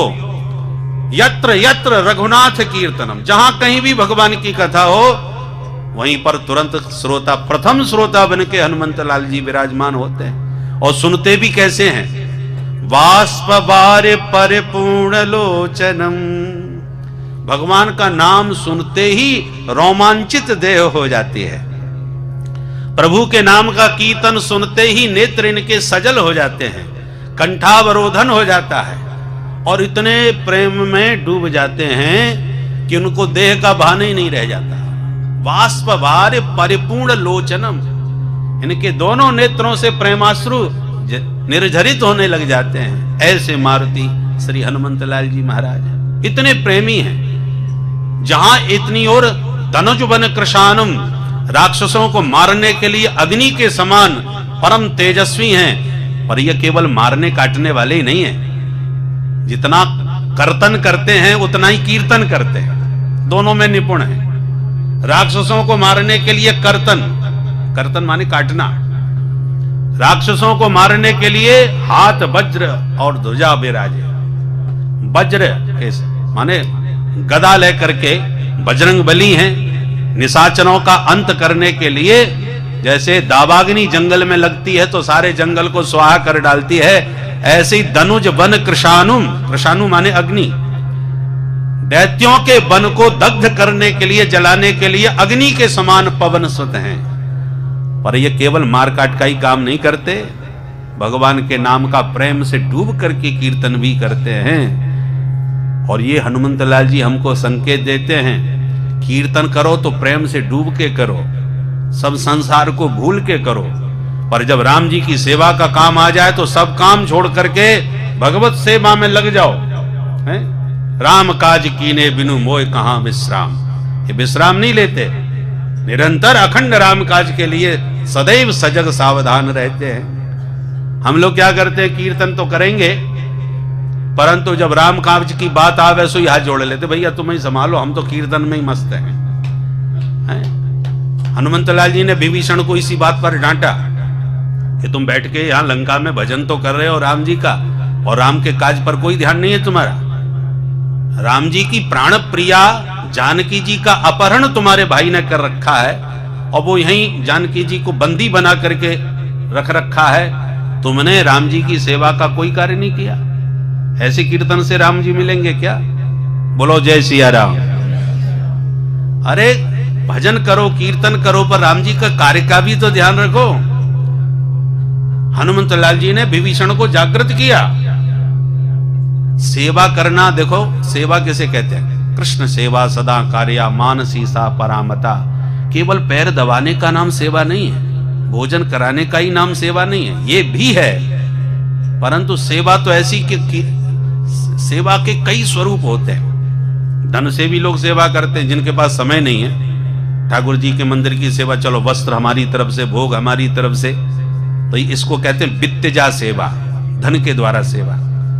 अब जिनके पास रुपया पैसा कुछ नहीं है तो तनुजा, तन से सेवा करो, झाड़ू पोंछा करो, साफ सफाई करो, ये शरीर की सेवा है। तो शारीरिक सेवा करो या धन की सेवा करो, और न धन से सेवा कर पा रहे हो न शरीर में सामर्थ्य है तो चलो मानसी सेवा करो, मन से ही सेवा कर लो। कलयुग में एक सबसे बड़ी विशेषता है, मानस पुण्य होय नहीं पापा।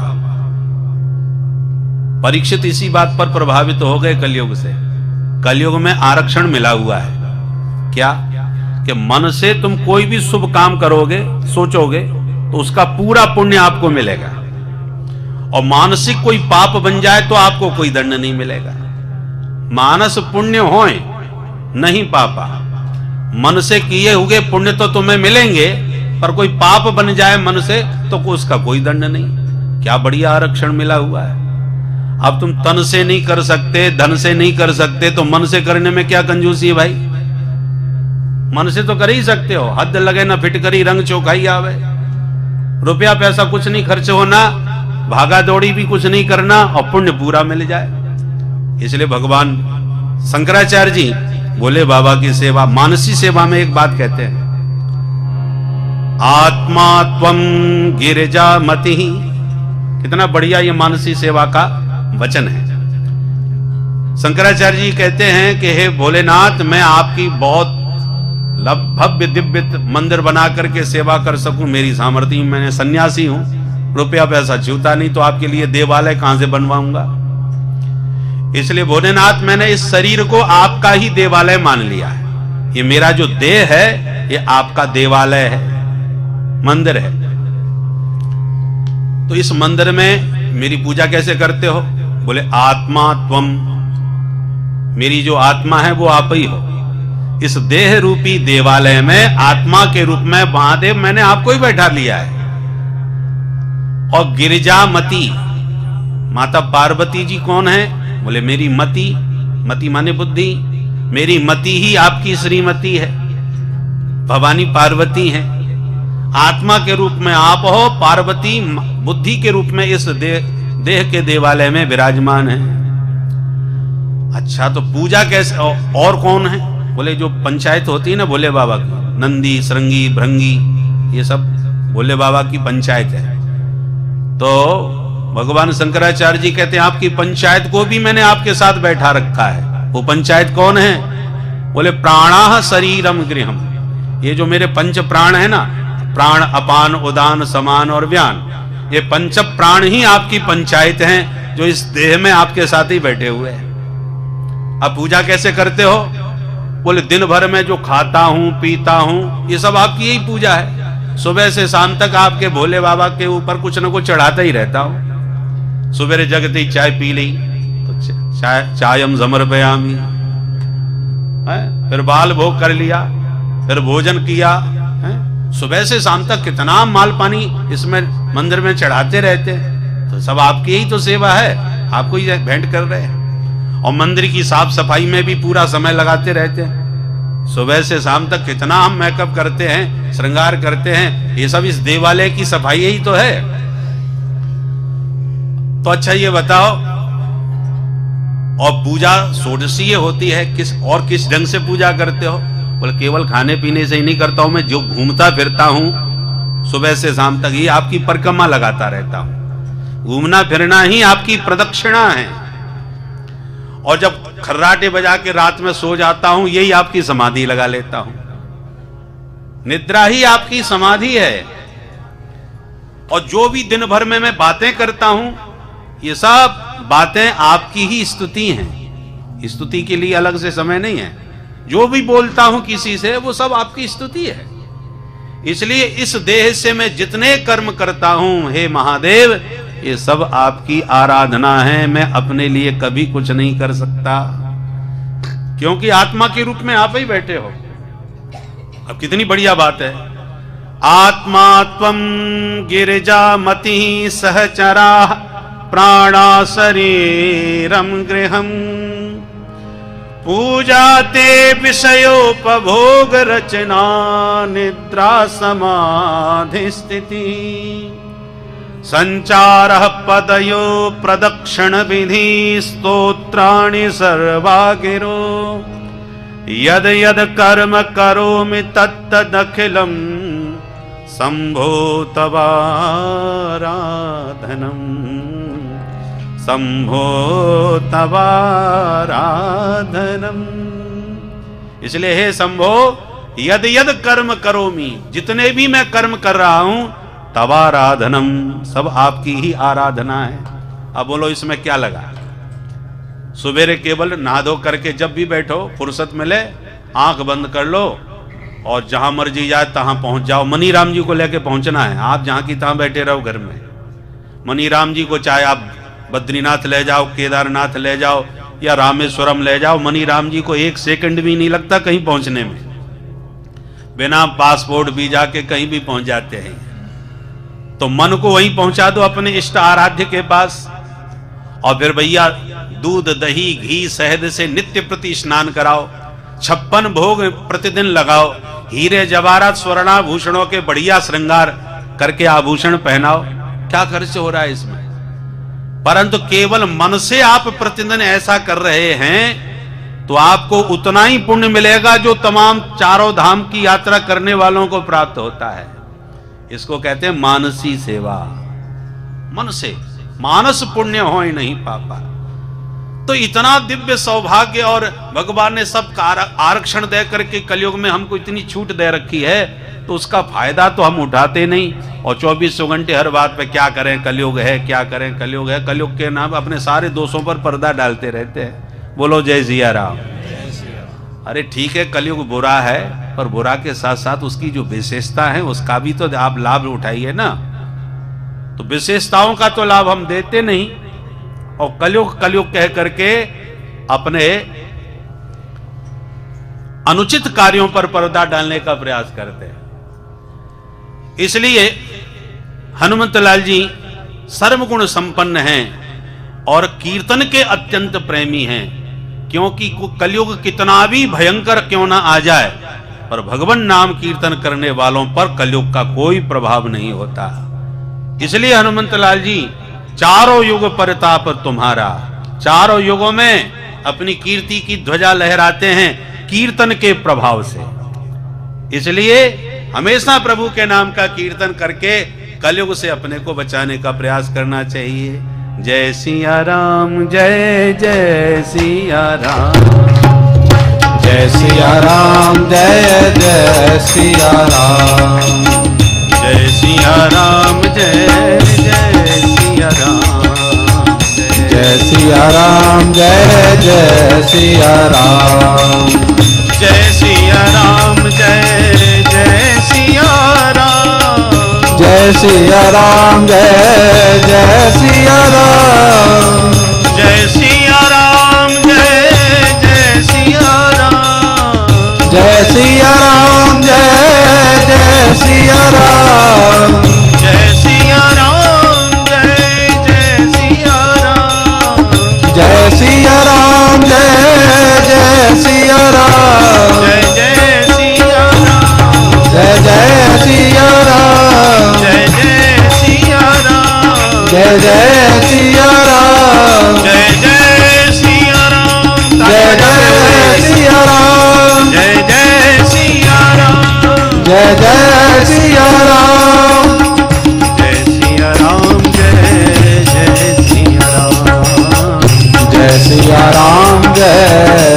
सिया राम जय जय सिया राम जय जय सिया राम जय जय सिया राम जय जय सिया राम। तो हनुमान जी कीर्तन के बल पर सब कलयुग के दोषों को दूर कर देते हैं। बहुत से लोग कहते हैं महाराज कीर्तन में मन तो लगता ही नहीं, क्या फायदा कीर्तन करने से, भजन में मन नहीं लगता, कीर्तन में मन नहीं लगता। जब मन ही नहीं लगता तो फायदा क्या हुआ? देखिए, नाम का अपना प्रभाव होता है। मन लगे या न लगे फिर भी नाम जपो। तो जब मन नहीं लगता तो फिर जप का फायदा क्या होगा? बोले फायदा यह है कि वस्तु शक्ति ज्ञान की अपेक्षा नहीं रखती। उदाहरण से देखिए, बिजली के तार में करंट होता है, अब तुम्हें ज्ञान हो या ना हो, परंतु ये नंगे तार को आपने पकड़ लिया तो करंट लगे बिना आपको छोड़ेगा नहीं। करंट को मतलब नहीं है तुम्हें ज्ञान है या नहीं है, करंट अपना काम करेगा। जितना अज्ञानी को करंट लगेगा उतना ही ज्ञानी को भी लगेगा, क्योंकि करंट को तुम्हारे ज्ञान अज्ञान से कोई प्रयोजन नहीं। आग में जलाने का स्वभाव होता है। अब जिसको पता है आग जलाती है वो छुएगा तब भी जलेगा, और किसी ने अनजाने में गलती से भी उस पर हाथ रख दिया धोखे से तो वो भी उतना ही जलेगा। अग्नि को मतलब नहीं तुम जानते थे कि नहीं जानते थे। ये सिद्धांत है, वस्तु शक्ति ज्ञान की अपेक्षा नहीं रखती। गलती से भी तुमने स्वर्ग का अमृत पी लिया तब भी अमर तो हो ही जाओगे, क्योंकि अमृत का गुण है अमर करना, वो तो अमर कर देगा। जहर का गुण है मारना। तुम गलती से भी जहर पी जाओ, कोई धोखे से भी पिला दे तो मरना तो पड़ेगा। जहर अपना काम करेगा, वो तुम्हारे ज्ञान अज्ञान से मतलब नहीं रखेगा। इसलिए भगवान का नाम भी ऐसा ही है। भगवान के नाम की अद्भुत महिमा है। अब तुम्हें भगवान के नाम की महिमा का ज्ञान हो तभी नाम काम करेगा, ऐसी बात नहीं है। तुम जानो नाम की महिमा या मत जानो, पर भगवान का नाम लोगे तो भगवान का नाम अपना काम करेगा।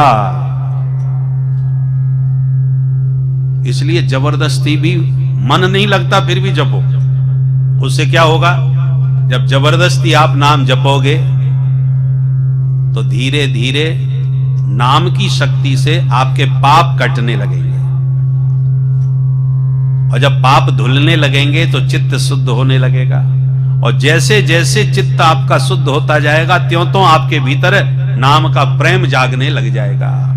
पहले जबरदस्ती करना पड़ेगा। जैसे छोटे छोटे बच्चों को पढ़ाने के लिए भेजो तो बड़े रोते हैं, पढ़ने के नाम पर तमाम रोना गाना चालू कर देते हैं। तो फिर माता पिता क्या करते हैं, गोली बिस्किट उसकी चॉकलेट अगर कुछ ना कुछ दे करके उसको ललचाते हैं कि बेटा आज चले जाओ, आज आपको ये मिलेगा, लालच देते हैं। और धीरे धीरे बच्चा जब जाना चालू कर देता है, उसको वहां का महत्व समझ में आने लगता है, उसका मन वहां रमने लगता है, तो फिर उसको फिर रोना थोड़ी आता, फिर तो स्वयं अपने समय पर जाने को खुद ही तैयार होके चल पड़ता है। पर पहले लगाना पड़ता है। उसी प्रकार मन नहीं लगेगा, आपको लगाना पड़ेगा। इसके लिए सदगुरु का आश्रय लेना पड़ेगा। सदगुरु तुम्हें मंत्र देंगे।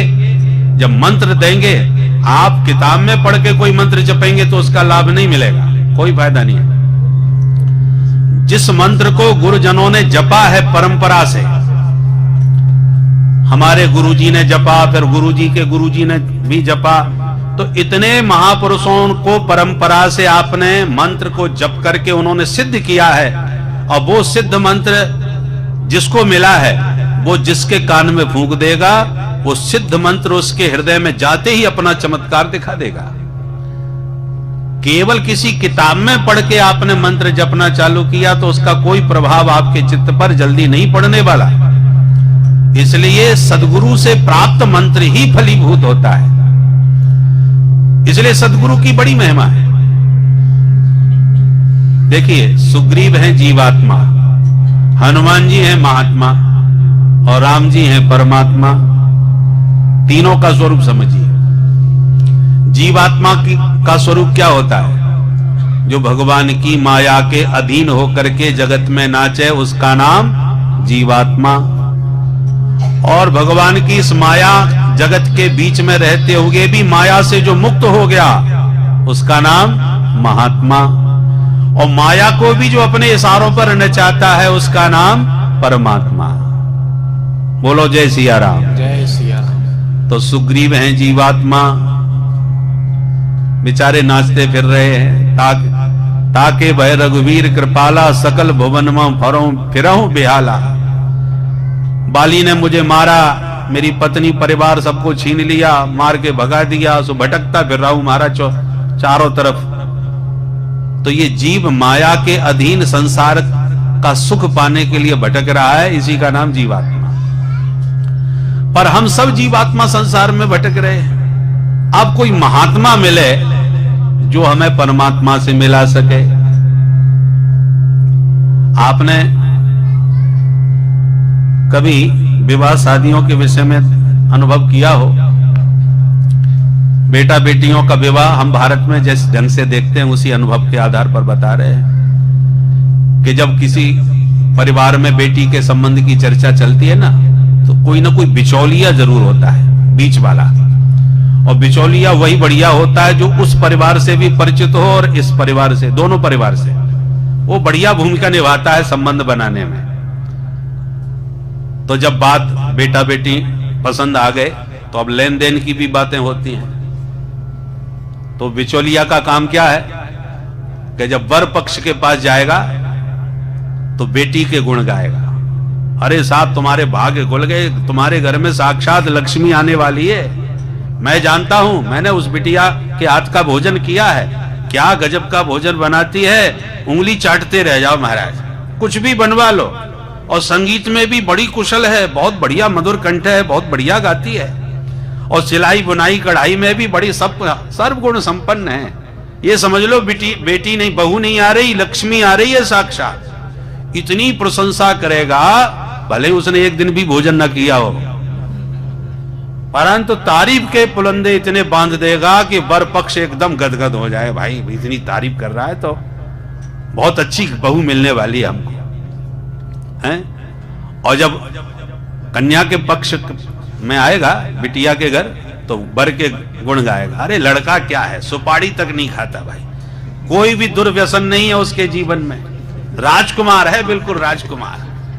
और इतनी तारीफ करेगा कि कन्या पक्ष गदगद हो जाए कि हमारा दामाद बहुत बढ़िया है। तो दोनों पक्षों की प्रशंसा करके और लेन देन में भी मामला बैठा करके बेटी वाले के यहां जाएगा तो कहेगा, देखो ऐसा लड़का मिलने वाला नहीं है, बहुत पढ़ा लिखा है, तुम्हारी बेटी रानी बन के रहेगी, इसलिए सेवा में कोई कसर मत छोड़ना, लेन देन में किसी प्रकार की कमी नहीं आनी चाहिए।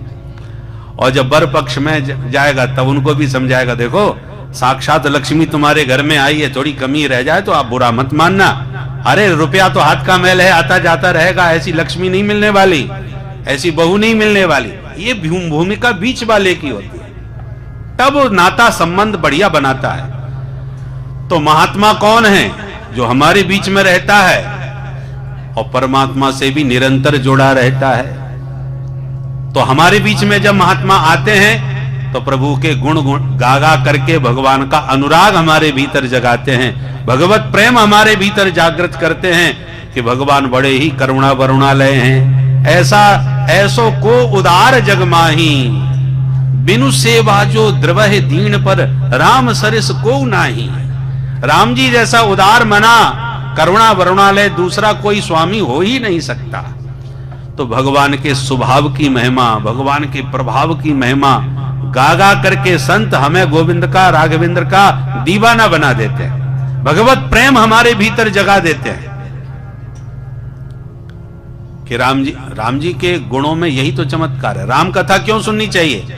जिसकी कथा सुनोगे उसी से मन प्रेम करेगा।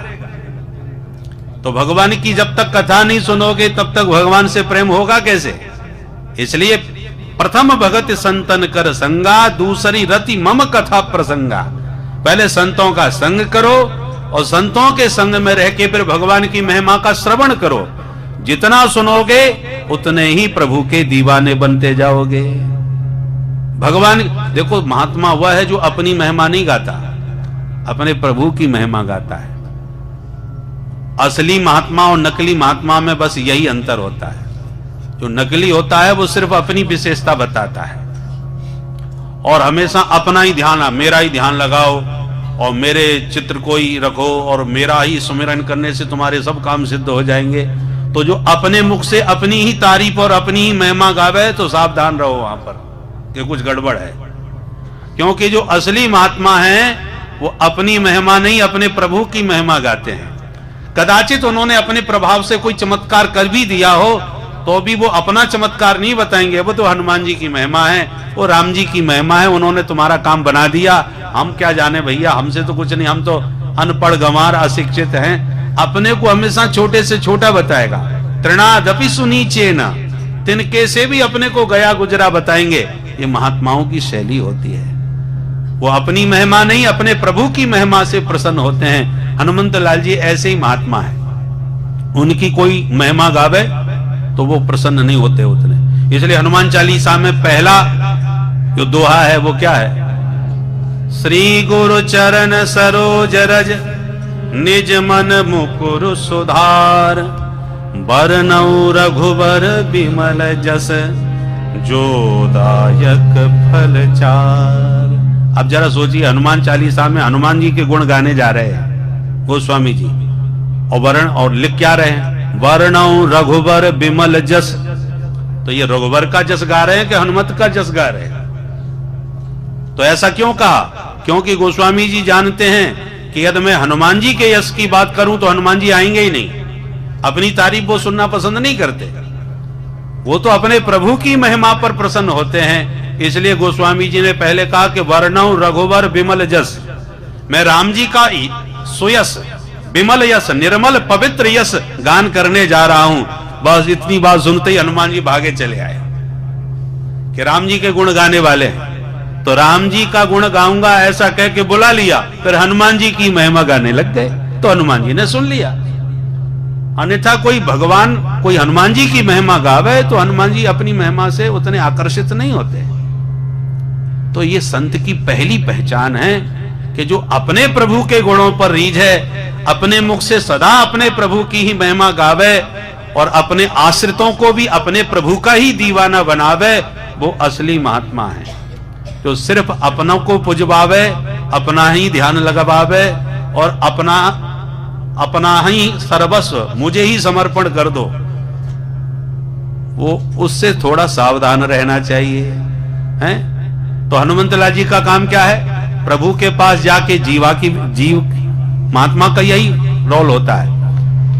जब भगवान के चरणों में बैठेंगे तो जीव की व्यथा सुनाएंगे, और जब जीवों के पास में आएंगे तो भगवान की कथा सुनाएंगे।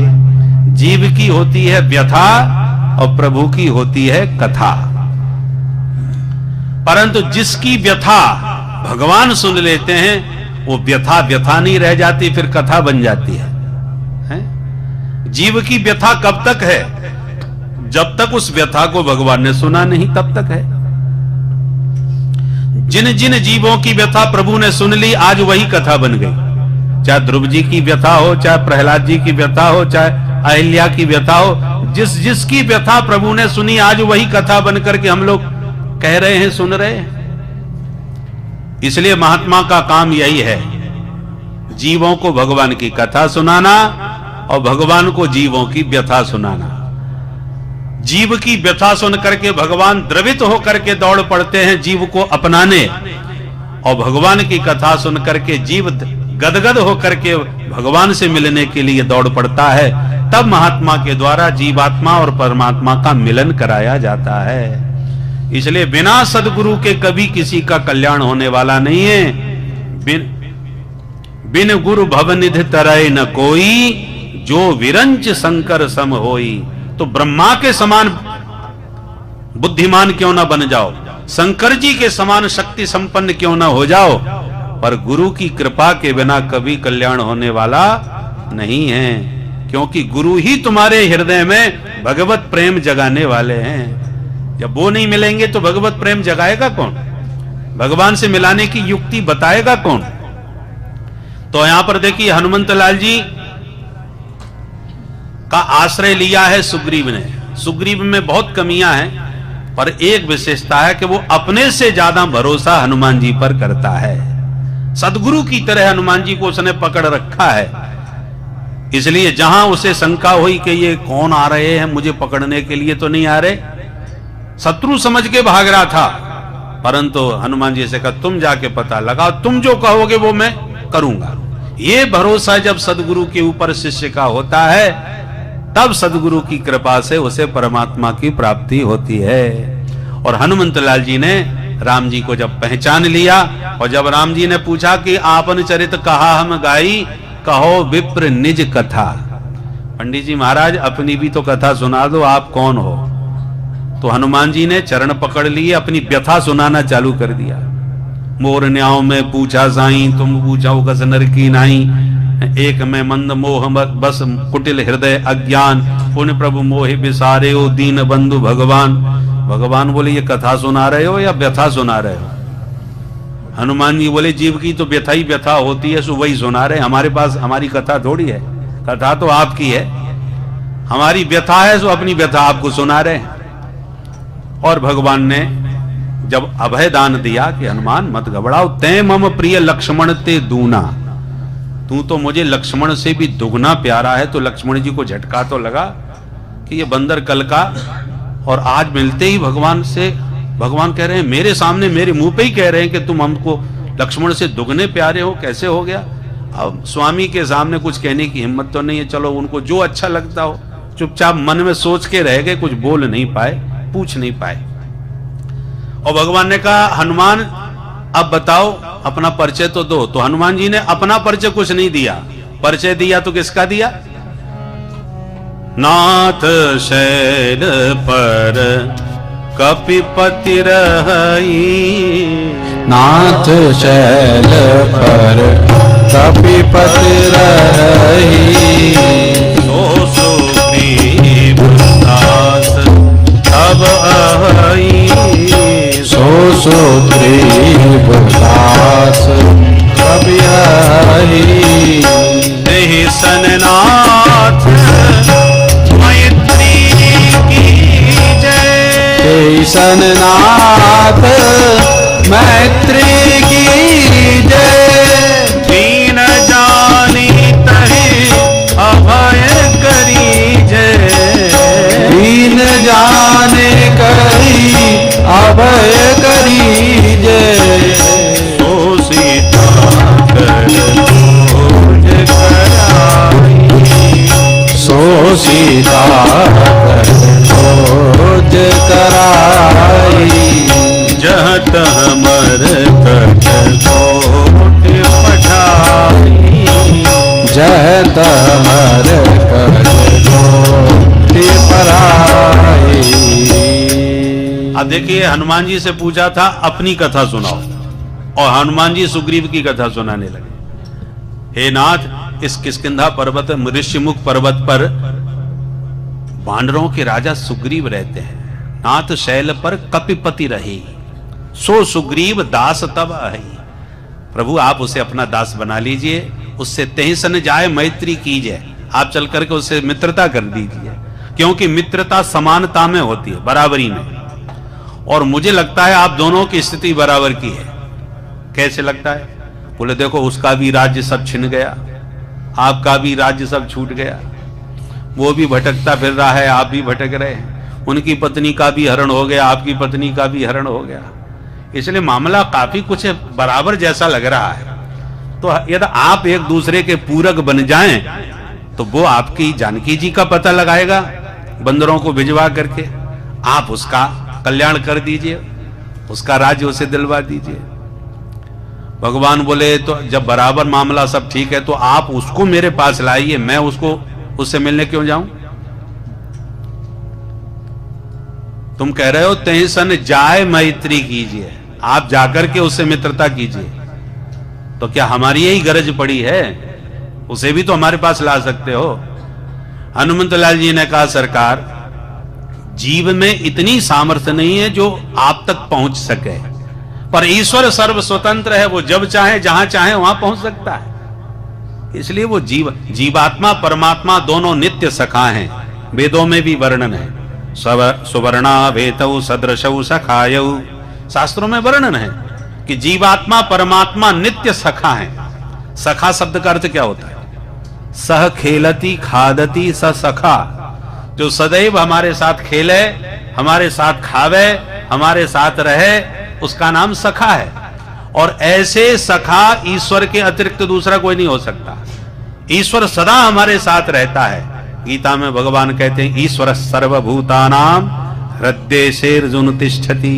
ईश्वर सबके हृदय में निरंतर निवास करते हैं। तो 24 घंटे साथ में हो गए कि नहीं? तो जीवात्मा का नित्य सख्य जो है, सखा, वो तो परमात्मा ही है। भागवत में पुरंजनोपाख्यान में इस विषय को बहुत विस्तार से वर्णन किया गया है। पुरंजन और अभिज्ञात दो मित्र हैं। अब यहां प्रसंग नहीं सुनाएंगे, नहीं तो भागवत तो होगी बाद में, उसी प्रसंग में आपको सुनाएंगे भागवत की बातें हैं। तो यहां पर संकेत हम कर रहे हैं। तो जीवात्मा नित्य सखा है। तो भगवान ने, श्री हनुमंत लाल जी बोले, प्रभु वो आपके पास नहीं आ सकता, आप उसके पास जा सकते हो। जीव बड़ी मुश्किल से तो संसार की ऊंचाई शिखर पर पहुंचा है। ऋषिमुख पर्वत के शिखर पर रहते हैं सुग्रीव। इसका मतलब संसार के विषयों से अब थोड़ा परिस्थितिवश ऊपर उठ गए हैं। चाहे पिट के उठे हैं, चाहे परिस्थिति के कारण उठे हैं, परंतु इस समय दूर बहुत ऊंचाई पर पहुंच गए हैं। उद्धार का अर्थ क्या है? उद्धार, ऊपर की तरफ धारा जब हो जाए तो उसी का नाम उद्धार।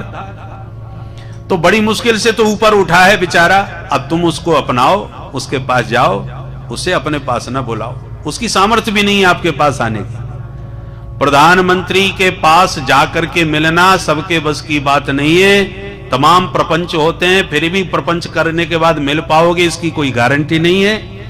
परंतु प्रधानमंत्री जब जिससे जहां चाहे वहां मिल सकता है, उसके लिए कोई प्रपंच नहीं है। इसलिए प्रभु आप चल करके उससे मिलिए, उसकी सामर्थ्य नहीं है आप तक पहुंचने की। भगवान बोले तो इतने ऊंचे पहाड़ पर हम जाएंगे कैसे? परेशानी तो हमको भी होगी। हनुमान जी बोले आज के बाद आपको मैं कभी पैदल नहीं चलने दूंगा। ये सेवक सदा आपकी सेवा में रहेगा। अब तक आप बहुत भटके जंगल में, पर ये सेवक आज से आपकी सेवा में सतत संलग्न रहेगा। कभी आपको पैदल नहीं चलना पड़ेगा। इसलिए प्रभु आइए, मेरे कंधे पर विराजमान हो जाइए। और हनुमान जी ने तत्काल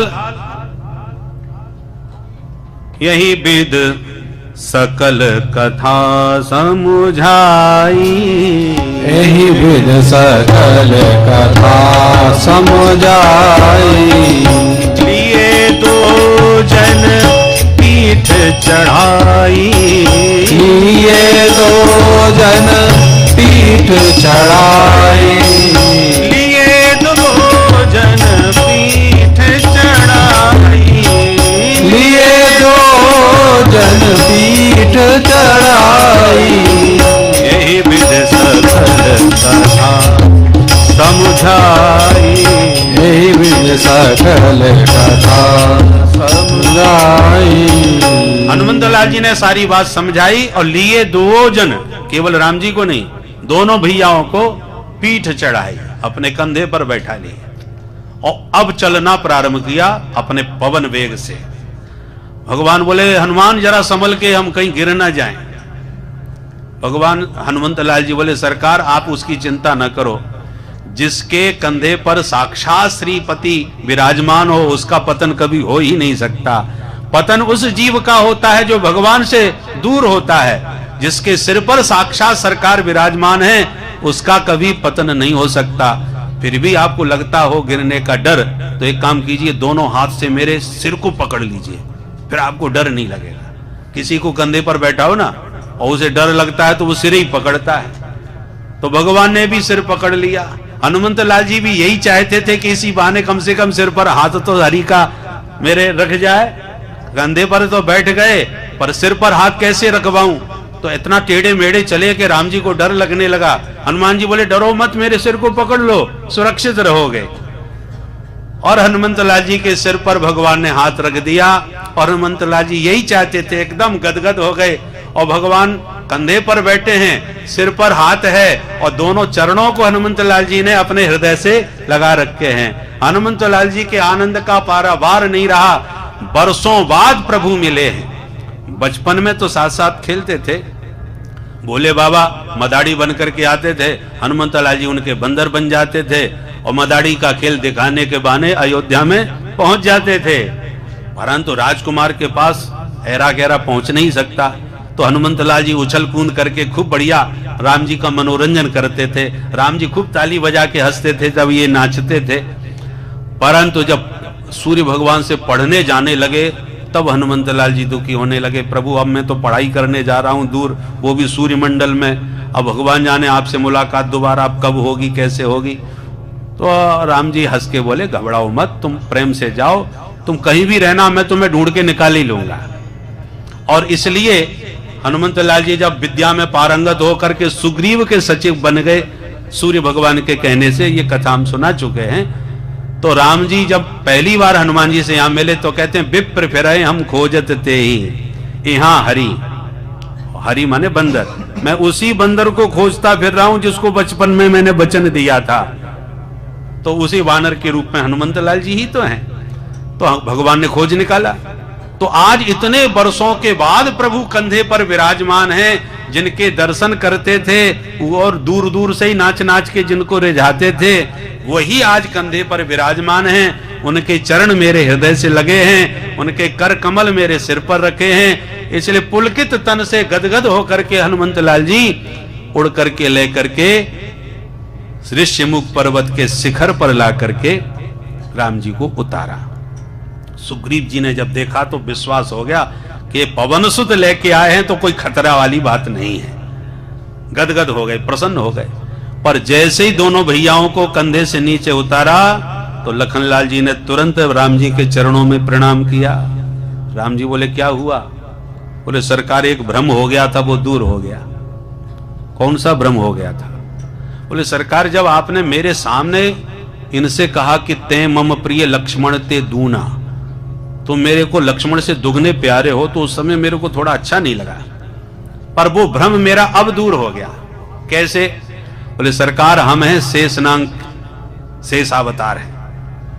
तो शेष की सैया पर भगवान श्री नारायण सदैव सोते रहते हैं, विराजमान रहते हैं। तो मैं शेष हूं, आपको सदा अपने ऊपर धारण करके रखता हूं। पर धन्य है ये पवन सुत जो मेरे सहित आपको अपने कंधे पर धारण कर लिया। इसलिए बिल्कुल ठीक आपने कहा कि ते मम प्रिय लक्ष्मण ते दूना, ये दुगने ही प्यारे होने चाहिए, क्योंकि मैं केवल आपको धारण करता हूं और ये मुझ सहित आपको अपने कंधे पर धारण करने में समर्थ हैं, इसलिए दुगने हैं। अथवा शेष नाग जो हैं वो काल के रूप होते हैं।